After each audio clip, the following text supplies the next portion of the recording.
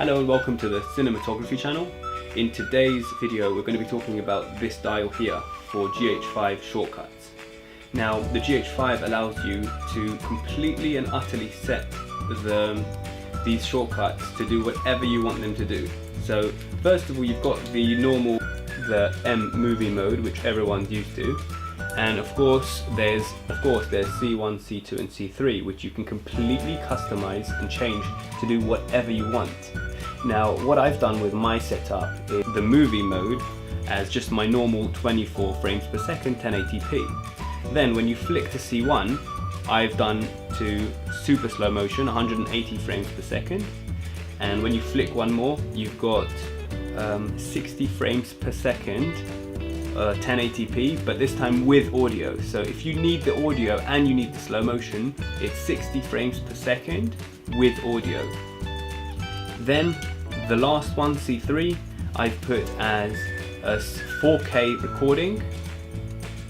So that way if I need more of a frame, I can just grab places of the grab 1080p from the frame and use that, and also I could slow it down, and also I have the audio. So you've got slow motion, more of the frame and audio. There's a free benefit of C3.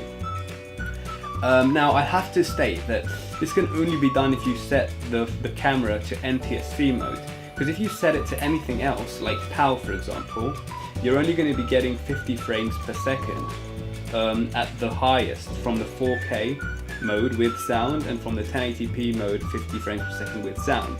So really you have to put your camera on NTSC mode to be able to benefit from the 60 frames per second with sound 4K and the 60 frames per second with sound 1080p. So that's a must do. There's no other option. Just one problem with this that you have to know is that if you have this option, then when you record slow motion video, like even 1080, even if you record 180 frames per second with the C1, as I explained before, what actually happens is that you end up with the camera will not slow it down to 24 frames when it's playing back. It will only slow it down to 60 frames per second when you play it back, which means that if you grab this footage, which has been 180 frames per second, and you drop it on a 24 frame per second timeline, it will actually skip some frames because it's a 60 frame clip per second, because that's the camera basically is amazing. GH5, what it does, it takes your footage which you've shot in slow motion and it renders it in the frame rate that your camera is set on. So if your camera is set on 60 frames, which is NTSC, it's actually going to render out the 180 frames per second into 60 frames. If you put the frequency of your camera to 24 frames per second and you shot at 1080p, when you played it back, you would on your computer or even in Premiere Pro, you would be seeing the footage slowed down to 24 frames per second, which is perfect because that's the real frame rate of your timeline, and you won't be losing any frames. But when you record on the NTSC format, which is 60 frames per second, and you slow it down, then what you're getting is when you're putting it on a 24 frame per second timeline, you're actually skipping frames, which means you're losing out on quality. So what you need to do is inside Premiere, you need to slow down the footage more.